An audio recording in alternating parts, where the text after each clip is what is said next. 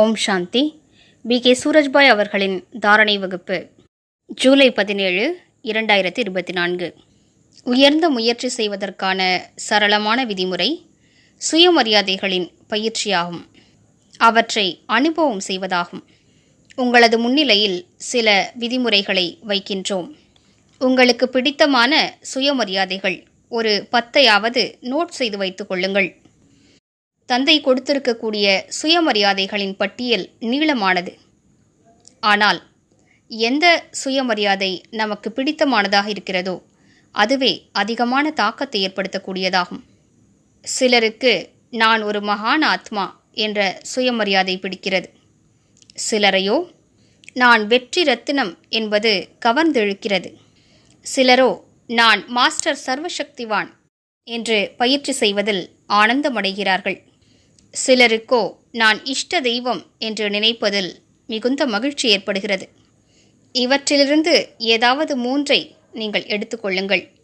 ஒரு உதாரணத்திற்கு, கோவில்களில் வழிபடக்கூடிய இஷ்ட தெய்வம் நானாவேன் என்ற சுயமரியாதையை நீங்கள் எடுத்துக்கொள்கிறீர்கள் என்றால், இதனை முதலில் மனதில் நன்றாக ஏற்றுக்கொள்ளுங்கள். அடுத்த உதாரணம், நான் இந்த படைப்பில் மிக உயர்ந்த ஆத்மா ஆவேன்.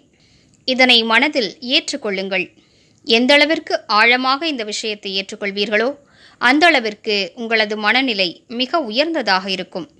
ஏனென்றால் எந்த விஷயத்தை நாம் மீண்டும் மீண்டும் சிந்திப்போமோ பிறருக்கும் கூறுவோமோ அந்த ஒவ்வொரு எண்ணத்தினாலும் சக்தி வெளிப்படுகிறது. அழகான எண்ணங்களால், நேர்மறையான எண்ணங்களால் அழகான நேர்மறையான அதிர்வலைகள் பரவுகின்றன. தூய எண்ணங்களால் தூய்மையின் சக்தி பரவுகிறது. சக்தி வாய்ந்த எண்ணங்களால் சக்தி வாய்ந்த அதிர்வலைகள் பரவுகின்றன. அந்த எண்ணங்கள் முதலில் மூளைக்கு செல்கின்றன, பிறகு உடலிலும் பரவுகின்றன, பின்னர் அந்த அதிர்வலைகள் வெளியிலும் பரவுகின்றன. இவ்வாறு அதிர்வலைகள் பரவிக்கொண்டே இருக்கின்றன. எனவே சுயமரியாதையை விட இவ்வுலகில் சக்தி வாய்ந்த எண்ணங்கள் வேறு எவையும் இல்லை. இவை அனைத்திலும் உயர்ந்த எண்ணங்களாகும். இவற்றை தேர்ந்தெடுத்து கொள்ளுங்கள். மேலும் பயிற்சி செய்யுங்கள். எவற்றை தேர்ந்தெடுத்து மன விருப்பத்தோடு நீங்கள் பயிற்சி செய்வீர்களோ அவற்றின் தாக்கம் மிக அற்புதமானதாக இருக்கும். பாபாவின் ஒரு மகா வாக்கியத்தை நாம் அனைவரும் நினைவில் கொள்வோம். உங்களது மனநிலை உயர்ந்ததாக இருக்கும் என்றால் சூழ்நிலைகள் சுலபமாக அனுகூலமானவையாக ஆகிவிடும். அந்த உயர்ந்த மனநிலையை உருவாக்குவதற்கு சுயமரியாதை பயிற்சி அவசியமானதாகும். எனவே நாம் சுயமரியாதை பயிற்சியினை அதிகரிப்போம். நான் ஒரு ஆத்மா என்று பயிற்சி செய்வது தொடக்கமாகும். ஆனால் நான் எப்படிப்பட்ட ஆத்மா, இதனை சிந்திப்பதுதான் சுயமரியாதையாகும். தனக்குத்தானே மதிப்பளிப்பது, தனது உண்மைத்தன்மையை கண்டறிவது. ஏனென்றால் இது வேறொருவருடைய பொருள் அல்ல, இது நமதாகும். நமது சுபாவ சம்ஸ்காரங்களாகும், நமது உண்மையான நிலையாகும். எனவே அவை சுலபமாக தாரணையாகிவிடும். மேலும் சுலபமாகவே அவற்றின் அனுபவங்கள் ஏற்படும். நீங்கள் இவ்வாறு தொடங்குங்கள். உங்களது வீட்டில் தூய அதிர்வலைகளை நீங்கள் பரவச் செய்ய விரும்புகிறீர்கள் என்றால், சூழ்நிலையை சுத்தமாக்க வேண்டுமென்றால் சுயமரியாதை பயிற்சி செய்யுங்கள். ஏனென்றால் தற்காலத்தில் குடும்பங்களில் இவை மிகவும் அவசியமாகின்றன. பல குடும்பங்களில் பலரும் மது பழக்கத்திற்கு, மாமிசத்திற்கு அடிமைகளாக இருக்கிறார்கள். சிலர் தீய நட்பில் மாட்டிக்கொண்டு விட்டார்கள். சிலர் தவறான பழக்கங்களில் மாட்டிக்கொண்டு விட்டார்கள். இப்படிப்பட்ட சூழலில் நீங்கள் உங்களது குடும்பத்தில் தூய்மையான சூழலை உருவாக்க விரும்புகிறீர்கள் என்றால், நான் பரம தூய்மையான ஆத்மா என்ற திடமான எண்ணத்தை உருவாக்குங்கள்.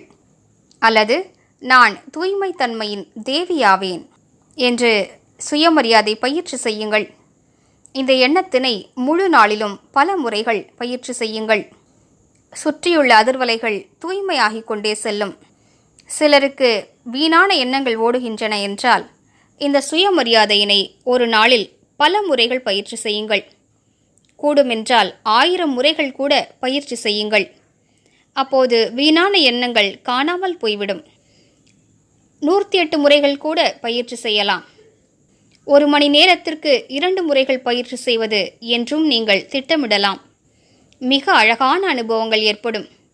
சுயமரியாதை பயிற்சி என்பது நமது வீணான எண்ணங்களை அழித்துவிடும். நம்மை உயர்ந்த ஆன்மீக சொரூபத்திலும் நிலைக்கச் செய்துவிடும். பாபா கூறியிருக்கக்கூடிய ஒரு மகா வாக்கியத்தை நினைவில் வைப்போம்.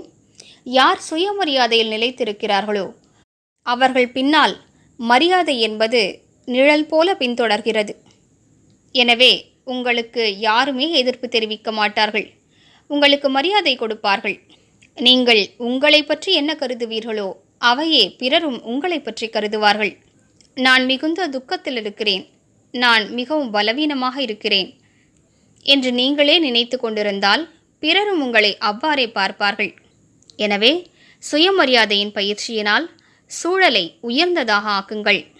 சுயமரியாதை பயிற்சியினால் உங்களது சித்தத்தை ஒருமுகப்படுத்துங்கள். அப்போது யோகமும் மிக நல்லதாக ஆகிவிடும். வாழ்க்கையை வாழ்வதற்கான சுகம் கிடைக்கும். ஓம் சாந்தி.